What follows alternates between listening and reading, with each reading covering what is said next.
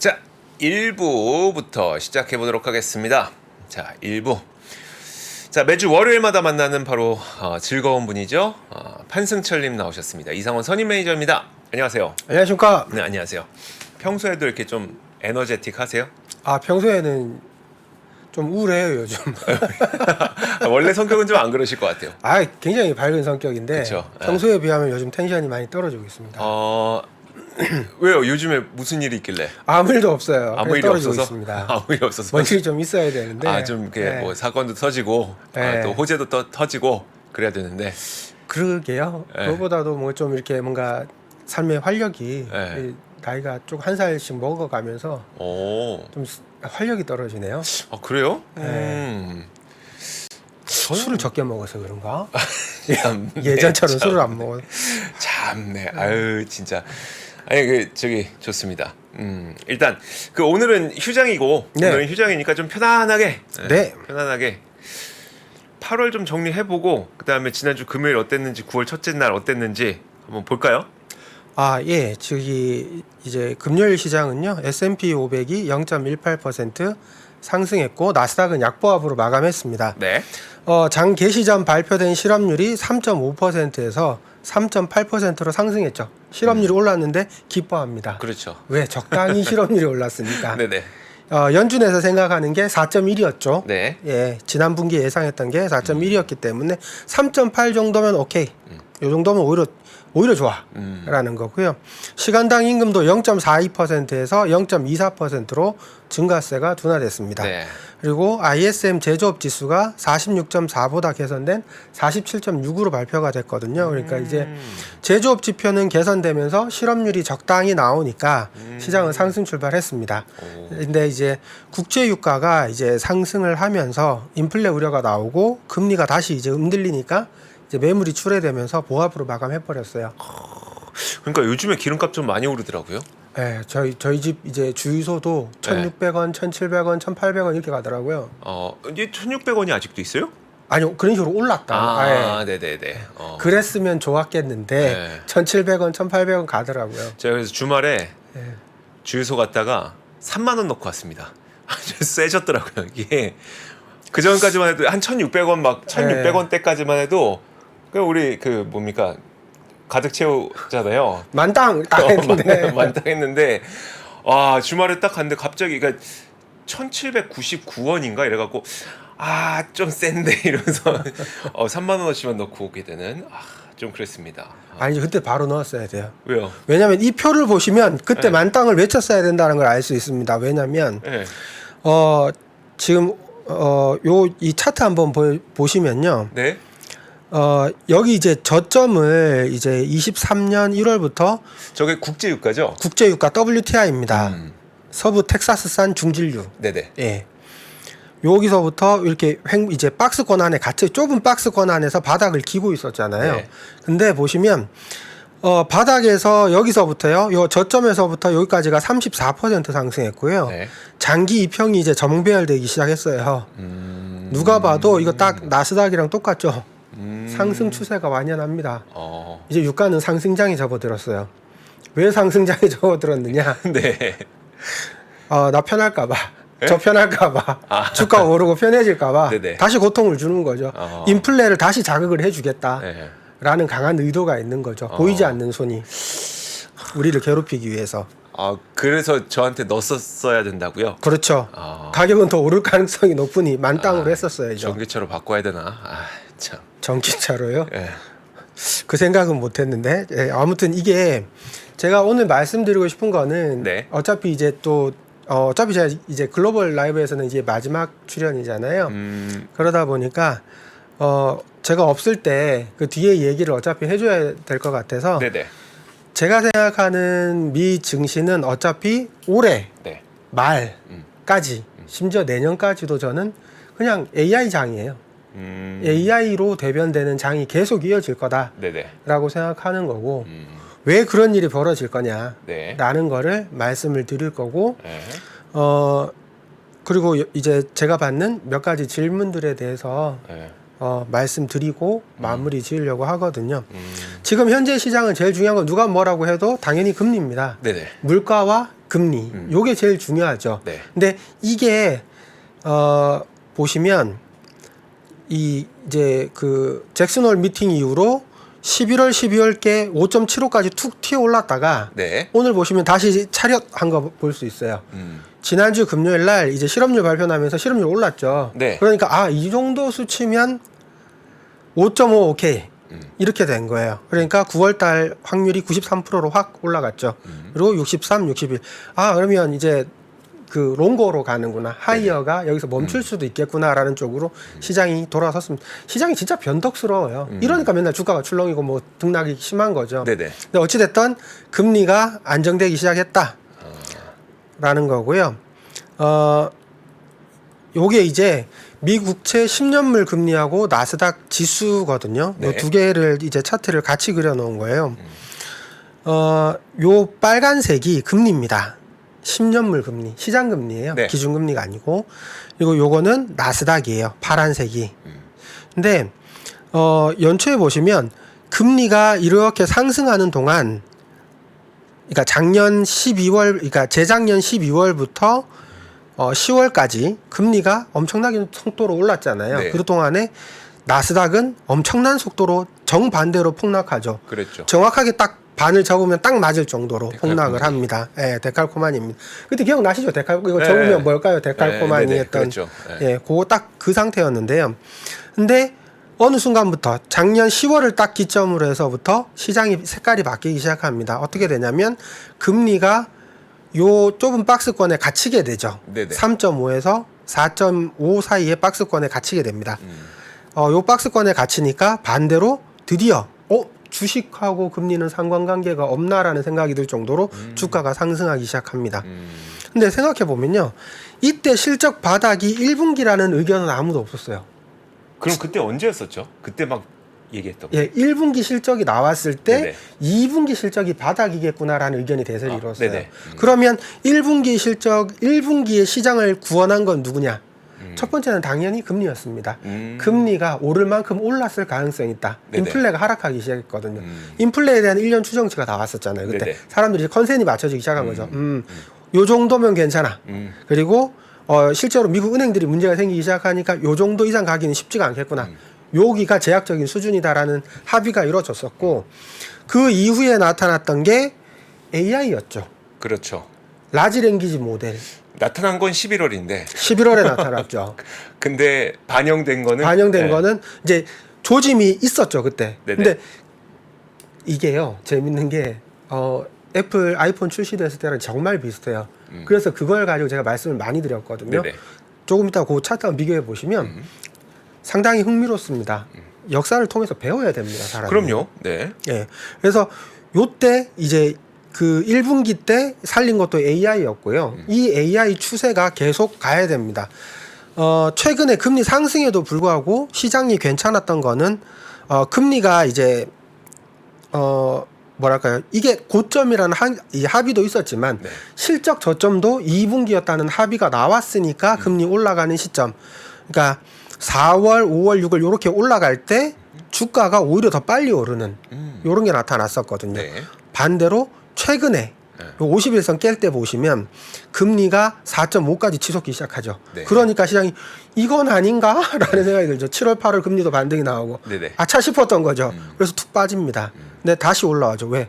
실업률이 또 뭐 최근 발표된 지표들이 물가를 자극할 정도는 아닌가라는 생각이 드는 거죠. 근데 지금 현재 우리가 주목해야 될 거는 유가가 반기를 들고 있다. 유가를 어떻게 90달러 이하로 눌러야 되는데 네네. 어떤 식으로 누를 거냐? 정책적으로 누르겠죠.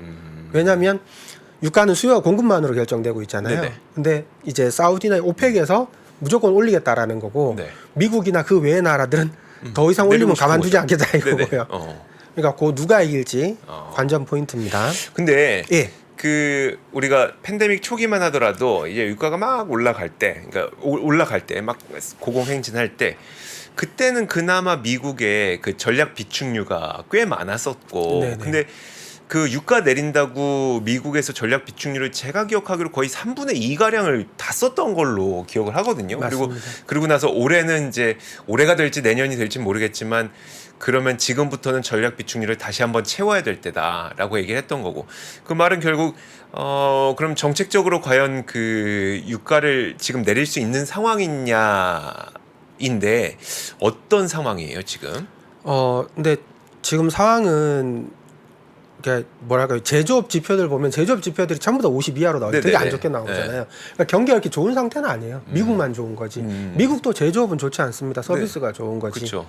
그렇게 생각해 보면 원유에 대해서 수요가 많이 줄은 걸 알 수 있어요. 네. 수요가 많이 줄었는데 이 수요가 주는 게 싫어서 사우디나 이런 데서 오펙에서 공급 자체를 줄여버리겠다는 네네. 거죠. 네. 그래서 적정 가격을 유지하겠다라는 거고 만약에 오펙과 미국 사이가 좋아진다면 네. 전략적으로 그러면 80에서 90달러 사이로 유가를 우리가 만약 이 오면 네가 공급을 좀 늘려줘라라는 식의 합의가 될 수 있다면 가능하다라는 거죠. 그리고 비축유 문제는 미국이 자국에서 생산을 하잖아요. 네네. 당장 급하게 막 비축유를 이제 채우기 위해서 갑자기 막 전부 다 비축유로 넣어 이게 아니잖아요. 그 중에서 조금씩 이렇게 할당량을 채워가는 정도일 거잖아요.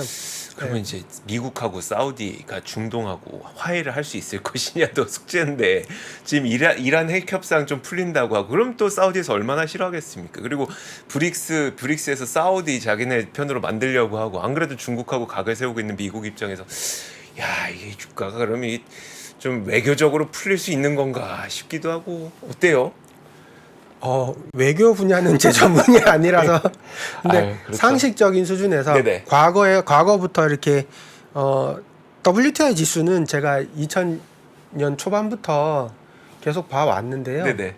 항상 이렇게 가격의 급등락이 되게 심한 자산이 있는 건 맞잖아요. 네네. 맞는데 근데 추세가 있는 것 같아요. 한 번 떨어질 때 1년만 툭 떨어지고 그냥 계속 뭐 오른다든지 이런 거 같지는 않아요. 오를 네. 때도 보면 거의 사이클이 10년 사이클로 쭉 중후장대하게 오르고 떨어질 때도 중후장대하게 빠집니다. 보면 네. 이제 얘는 축 빠졌다가 이렇게 옆으로 기고 있는 거 좀 올라온 거잖아요. 그러니까 이제 가격을 봐왔던 경험에 의하면 제가 볼 때는 90달러 넘기가 쉽지는 않을 것 같아요. 아 그래요. 네. 경기 자체가 네네. 그러니까. 네, 그렇게 좋은 상태가 아니기 때문에 그러니까 제조업 경기가 이렇게 안 좋은데 지금 올라간다는 건 약간 그러면 좀 투기성 수요들이 있는 것 같네. 그러니까 막 지금 뭐 중국이 좀 회복하려고 한다, 그 부양책 내놓는다 하면서 그래 그러면 좀 유가가 앞으로 올라가려나 미리 좀 쟁여둬야 되나 이런 수요들이 좀 미리 작용한 것일 수도 있겠네요.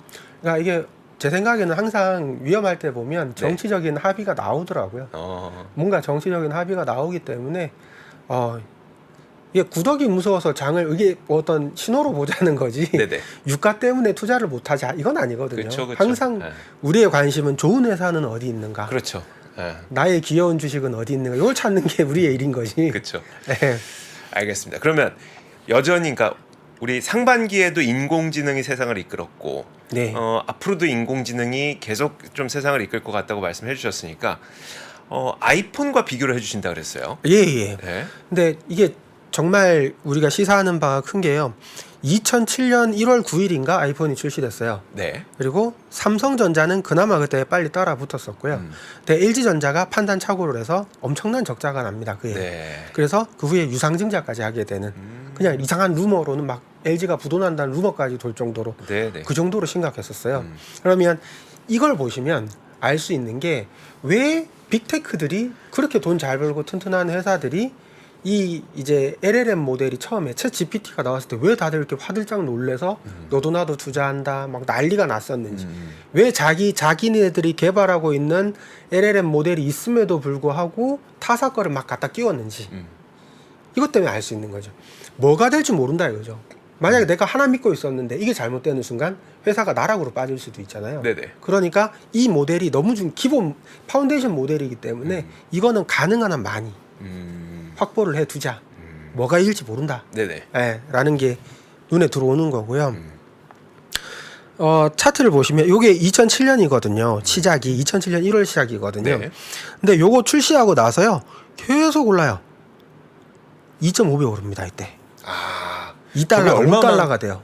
그러니까 1년이 안 됩니다. 1년이 안 됐어요. 딱 1년 돼요. 딱 1년. 요 한 칸이 1년이니까 딱 1년입니다. 네. 1년 만에 그러고 나서요. 반토막 나요. 2달 만에. 근데 금융위기 때였잖아요. 아, 금융위기 때는 그 후에 나옵니다. 아, 요때 그래요? 반토막이 나요. 아, 요 좀 직전에 반토막이 나요. 네네. 그러고 나서 이게 투자가 그래서 어려운 거죠. 네. 아무리 좋은 회사도 애플 같은 회사가 2달 만에 반토막 났다가 금융위기 맞고 또 반토막 나고 그러니까 5달러가 2달러가 되는 작년 같은 일이 마법이죠, 마법. 예. 작년이잖아요, 불과. 아, 그렇죠, 그렇죠. 지금도 그런 주식들 많아요. 소중한 내 새끼들도 몇 있고 있으세요? 있죠. 없는 게 어디 있어요? 저도 다 있습니다. 있지. 어떻게든 살려낼 거예요. 어떻게든 살아나야죠. 예. 어찌됐든, 그런 얘기를 하려는 게 아니고 시장이 되게 어려웠다는 거죠. 근데 2008년에요. 이 어려운데 아이폰 3G가 나옵니다. 와이파이에서 3G로 전환된 첫 해예요, 이게. 네. 이때가 중요했던 게 앱스토어 생태계가 생기면서 어플 다운 기능이 이때 본격 성장합니다. 네. 이때 어플이 나와요. 근데 보시면 요 나왔는데 주가는 나락갔어요. 반토막 났어요. 금융위기 때문에. 네. 그러니까 아무리 좋은 게 나와도 시장을 이길 수는 없다. 네네. 금융위기를 이길 수는 없는 거고요.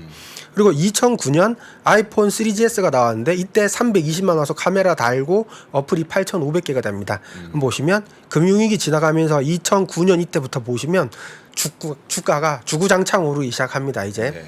본격적으로 올라요. 2달러가 20달러까지 2년 동안 갑니다. 아, 2년에 10배. 네, 2년에 10배가 납니다.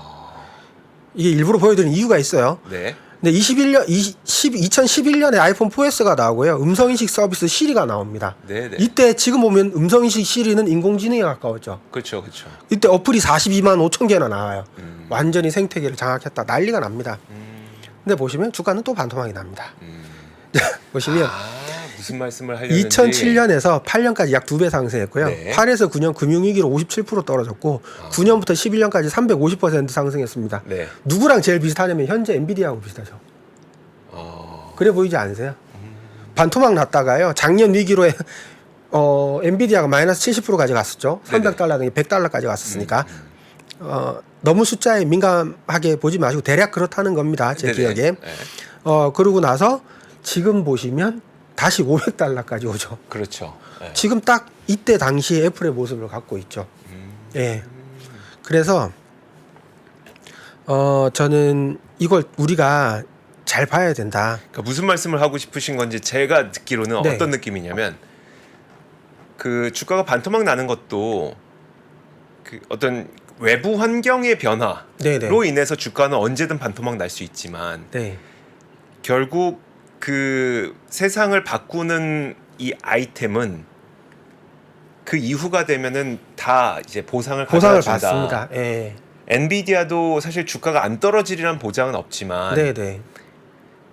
결국 한 우리가 5년 후, 10년 후에 돌아보게 되면 결국은 그 보상은 다 돌아올 것 같다. 이 정도의 이야기인가요? 이렇게 저는요 회사가 멀쩡하면 네. 이런 일이 생기면 사야 된다고 봐요. 그냥 이런 일이 있을 때 제가 엔비디아 맨날 폭락하라고 기도하는 이유가 그거예요. 떨어져만 멈춰라. 그래야 내가 삽니다. 사줄게. 라는 생각인 거고요. 기존에 있던 걸 좀 줄인 이유도 영원히 갈 수는 없어요. 영원히 갈 수는 없고 어느 순간에 오면 적당히 하면 집에 갈 줄도 알아야죠. 근데 집에 다 가면 안 돼요. 네네. 조금 이렇게 포트 간의 리밸런싱도 하고 조절도 하면서 할 수 있어야 되는 거죠. 그리고 이게 이 역사가 1년, 2년 폭락하더라도 거기서 끝나는 게 아니고요. 네. 이 테마는 이 성장이라는 테마는 한 10년씩 이렇게 쭉 이어진다는 거죠. 단기간에 끝날 문제가 아니에요. 이게 이 2007년에서 17년까지 차트 모양이지만 네네. 아시다시피 애플은 이 뒤로 훨씬 더 많은 성장을 합니다. 아 이게 17년까지? 네, 17년까지예요. 아 최근까지? 얼마 가지도 않았어요. 최근 게 아니에요. 네. 딱 10년간을 보여주기 위해서 10년까지 딱 잘라온 거예요. 네. 요 뒤로 훨씬 더 깁니다. 네네. 그리고 중간중간에 반토막 나는 일이 계속 나옵니다. 네. 자, 보시면 이거 제가 저번에도 한번 보여드렸었는데 요걸 우리가 어찌됐든 이 구조를 잘 알아야 되거든요. 네. LLM은 저는 이제 설명드릴 때 사람이라고 생각해요. 사람이라고 보시라고 하거든요. 우리 고등학교 때 국영수를 중심으로 공부하라는 얘기 하잖아요. 그것만 잘하면 대학 잘 갈 줄 알아요. 그렇죠. 근데 이거 보세요. 국영이잖아요. 네. 말을 가르쳐서 네. 수학을 가르치는 말을 가르쳐서 계산을 할 수 있게 만든 거거든요. 네. 이게 LLM입니다. LLM을 언어를 가르쳐서요. 수로 계산을 하잖아요. 네. 그걸 뭔가 했죠. 사람의 역할을 하는 거거든요. 얘가. 그러니까 인력을 대체할 거다라는 거예요. 아, 파운데이션 모델이 LLM이 이런 거구나라고 이해하시면 될 것 같고요. 근데 여기 있는 애들이 다 좋은 회사지만 상장이 안 돼 있죠. 그렇죠. 대부분 상장 안 되죠. 그럼 상식 수준에서만 알고 넘어가자. 음. 제 생각은 그래요. 요거에 너무 집중할 필요 없습니다. 음. 그리고 요 생성 AI 어플리케이션 있잖아요. 네네. 요게 넥스트 10배거겠죠. 근데 그러니까요. 상장이 안 되어 있고 네네. 이걸 뭐가 성공할지 알 수가 없어요. 음. 누가 여기 중에서 누가 페이스북이나 인스타그램이나 뭐 이런 게 될지 네네. 어떻게 알아요? 그렇죠. 제 능력으로는 몰라요. 그래서 저도 과감히 패스입니다. 아. 그러면 요 위에 거는 신경 안 써도 되고요. 네. 툴링 컴퍼니 뭐 이걸 도와주는 API를 신경 안 써도 돼요. 상장이 안 돼 있잖아요. 네네. 그렇죠. 그럼 과감하게 뺍니다. 네. 그러면 남아 있는 거는 클라우드하고 반도체밖에 없어요. 아. 그러면 클라우드 쪽에 우리가 집중을 해야겠다라는 네. 거고 반도체 요 두 개, 음. GPU 요 두 개를 어떻게든 한번 잘 해봐야겠다라고 음. 생각하시면 될 것 같아요. 요거는 제가 지금 궁금한 거는 아마 제가 제일 많이 받는 질문이고 제가 지금 고민하는 질문 중에 하나인데 엔비디아가 낫냐 AMD가 낫냐 어떻게 생각하세요? 그러니까 이게 AMD가 능력이 없는 기업이 아니고 그러다 보니까 싼 걸 찾으면 AMD가 맞는 것 같은데 너무 고평가되지 않은 걸 찾으면 AMD가 맞는 것 같은데 그러자니 GPU에서 너무 압도적인 차이가 났다 보니까 그러면 엔비디아 선택해야 되나? 이런 혼란이 있는 거죠 지금. 답을 먼저 말씀을 드릴게요. 네. 이게 요 차트 우측이요.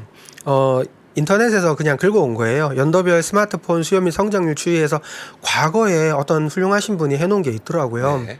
07년도에 보시면 성장률이 91.9% 스마트폰이 처음 나왔을 때 성장률이. 근데 8년, 9년 이때 20%, 10%뚝 떨어집니다. 3G가 됐음에도 불구하고 네. 폭락해요. 저건 뭐 금위기였잖아요. 그랬다 치죠. 네. 네. 네. 근데 9년, 10년 넘어가면서 성장률이 다시 70%, 60% 이렇게 본격적으로 성장하죠. 네네. 그러고 나서 12년도에 40%, 13년도에 40%, 여기서 여기까지 보면 꼭 데이터 센터 같지 않나요? 지금 클라우드 성장률이 20%대 맞아요. 초반인 것도 있고 후반인 것도 있고 네네. 그런 식의 성장을 보이잖아요. 네. 이미 여기까지 넘어와 버린 거예요, 걔들은. 얘네들이 다시 성장을 끌어올리려면 AI가 필수예요, 지금. 그러니까 AI 사활을 거는 거죠. 네. 그리고 반도체 회사들 입장에서 보면요. 지금 제가 볼 때는 반도체가 딱 이 모양일 거거든요. 지금 반도체는 이제 여기 있는 거예요. 네네. 지금 초창기 모델이거든요. 네네. 이제 91% 여기에요, 여기. 얼마나 더 클지 몰라요. 근데 분명히 제 생각에는 이제 반도체도 수주 산업이잖아요. 지금 막 이렇게 급격하게 AI에 대한 수요는 어디서 발생했냐면 데이터 센터들에서 발생했고 그렇죠. 빅테크들한테서 발생했거든요. 네네. 근데 이 빅테크들도 수요가 손님들이 있어야 그걸 계속 할 거 아니에요. 네. 어느 정도 되면 멈출 거다 이거죠. 그렇죠. 그리고 성장이 줄어들기 시작하면 그때부터는 좀 쉽지 않을 수 있다. 예. 그거를 꼭 염두에 두셔야 되는 거고요. 그러니까 둘 다 영원할 수는 없어요. 네. 근데 지금이 어찌됐던 이 수주 산업 초창기고 네. 초창기에는 충분히 투자할 만하다. 이게 1년 더 이어질지 2년 더 이어질지 3년 더 그건 모르겠어요. 그건 모르겠는데 현재까지 가이던스로는 내년까지는 일단 오케이예요. 24년까지는 이미 주문 끝났다 이거죠. 네네. 엔비디아 주장에 따르면 한번 볼까요? 엔비디아가 데이터 센터 점유율이 벌써 80%고요. 네. 매출액이 100억입니다. 매출 비중이 76%거든요. 여기 160억에 대충 80%하면 140억 불이에요. 네네. 맞나요? 120억 불인가? 130? 16에 8 하면 8인바 8. 130억 정도 네네, 돼요. 130억 128억 정도. 달러 대충. 네네. 예. 이게 데이터 센터에서 매출이 나오는 거예요. 거의 굉장한 성장률이죠. 매출 총이익률 72%. 반면에요. AMD는 데이터 센터 매출이 24.7%고요. 감소했어요. 심지어 11%. 네. 그리고 매출액도 13.2억이에요. 주로 아이고. 들어가는 것도 데이터 센터가 아니고 슈퍼컴퓨터예요. 10분의 1밖에 안 되네요. 예. 이거를 우리가 잘 알아야 된다 이거죠. 근데 그나마 저희 리사수 언니께서 뭐라고 하반기는 상반기 대비 50% 성장할 거다. 데이터 네. 센터가. 그러니까 이거보다는 낫겠죠. 그럼 20억 달러 정도 나올 텐데 네. 그래도 여전히 반도 안 되는 20% 정도밖에 안 되는 거죠. 엔비디아에서. 엔비디아가 압도적이라는 거 알 수 있습니다. 네네. 근데 엔비디아가 매출에서 이렇게 압도적인 이유가 뭐냐? 지금 4분기에 MI300X가 네. GPU가 곧 나온다고 하는데 H100 대비해서 2.4배 더 많은 HBM을 탑재하고 더 거대한 AI 모델을 구동할 수 있다고 얘기를 하거든요. 하드웨어 자체는 자기네들이 자신이 있대요. 네. 약점이 뭐냐? 역시 소프트웨어입니다. 역시 엔비디아 대표 소프트웨어가 쿠다죠. 쿠다고 쿠다랑 AI 플랫폼이 AI 엔터프라이즈가 나왔대요. 그냥 두루두루 다 해보겠다. 굳이 뭐 우리가 디테일하게 팔 필요는 없으니까 이 두 개로 시장을 전부 다 장악했죠. 거의 90%에 가까운 시장 소프트웨어 시장 점유율을 갖고 있어요. 네네. 거기에다 VM웨어랑 이번에 이 협약도 했으니까 네. 아마 가장 많은 소프트웨어를 이제 저변을 갖고 있는 마켓 시어를 가지게 될 거예요. 엔비디아가. 네. 그러면 AMD는 쉽지 않다. 기껏 했는데 아무리 하드웨어가 좋아도 네. 호환이 안 돼. 할 수가 없어. 그쵸. 투자를 못 써요. 그래서 AMD가 그걸 내놓긴 해요. ROCm의 장점이요. 네. 오픈 소스로 나왔고 다양한 하드웨어에 적용하다. 쿠다나 오픈CL도 코드를 쉽게 이식할 수 있다. 여기서 쓸 수 있다 니들. 이라고 얘기를 해요. 네네.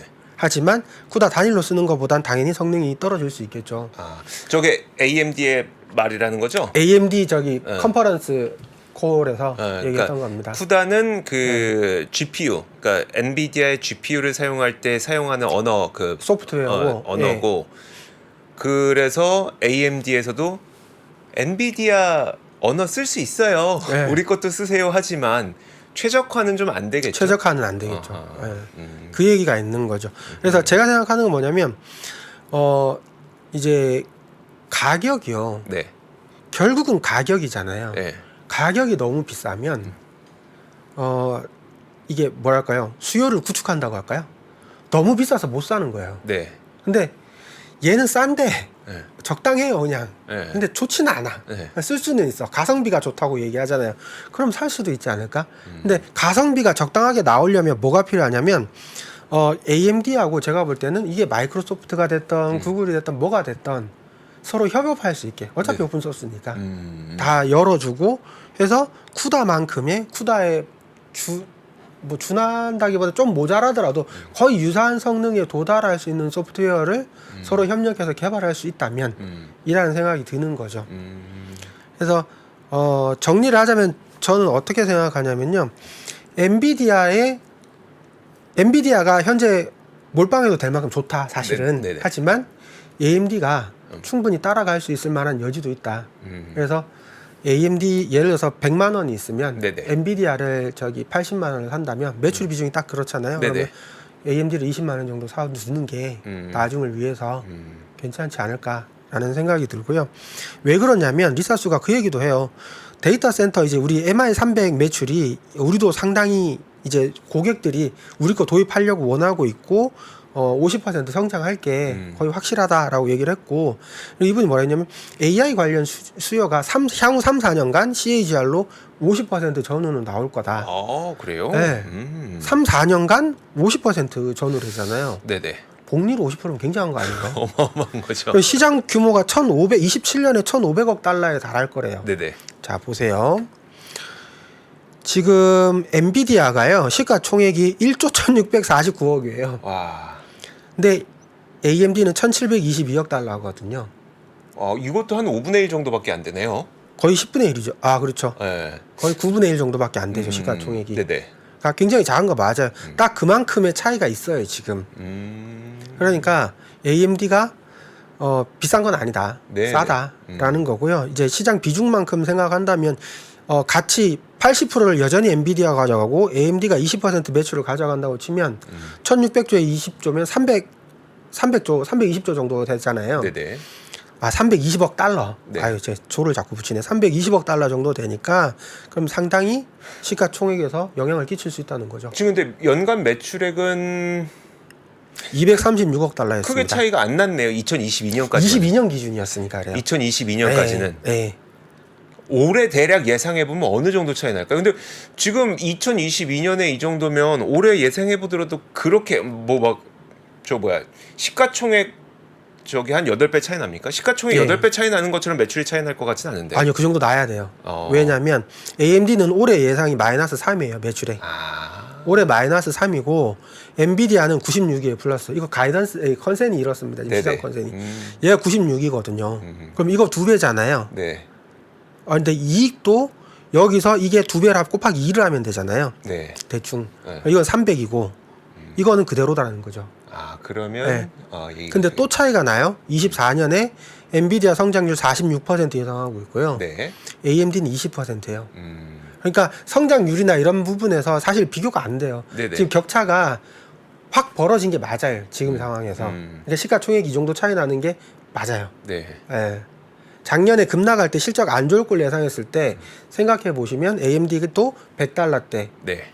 깨지고 막 왔다 갔다 했었고 엔비디아도 그랬었어요. 거기까지 떨어졌었어요. 네. 100달러대까지. 그러니까 비슷하다가 이번에 완전히 갈린 거죠. 엔비디아 주가가 엄청나게 오르면서. 근데 어찌됐든 시장 전체로 사이즈를 보면 시장 규모가 1,500억 달러에 달할 거다라는 네. 게 이분 주장이니까. 근데 이게 지금 이분만 한 게 아니라 젠슨 황도 그렇게 생각하잖아요. 네네. 그러니까 시장 규모를 생각해 보면 얘도 성장할 수 있다.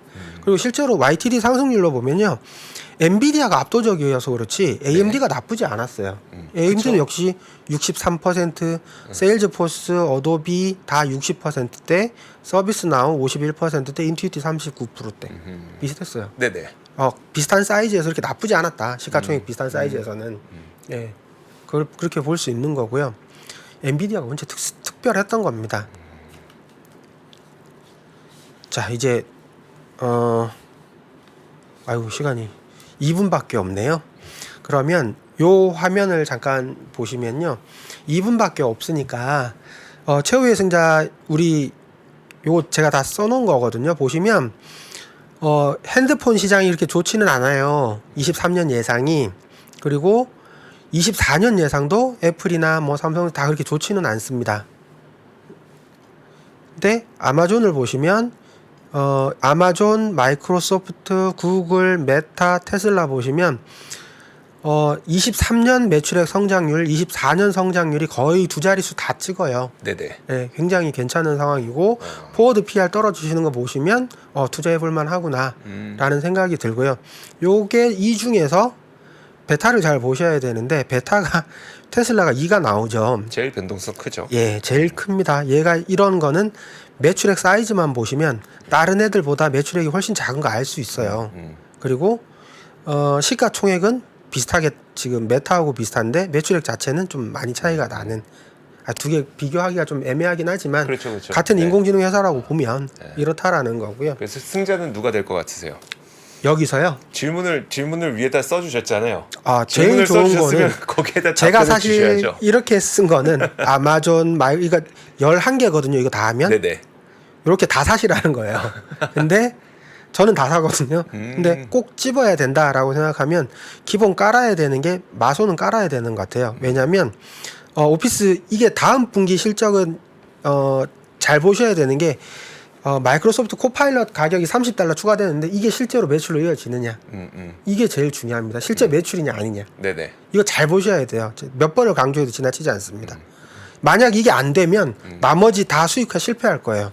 세일즈포스, 어도비, 서비스 다 실패할 거란 얘기잖아요.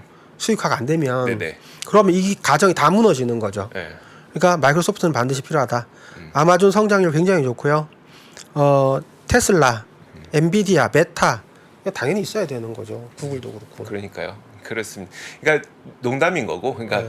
인공지능 최후의 승자는 누구인가? 방금 보여주셨던 표에서 정말 그 수많은 기업들이 다 같이 성장을 해 나가는 과정이니까 얘가 성장한다고 얘의 시장을 뺏어 먹는 그런 단계가 아니잖아요. 지금은. 네네.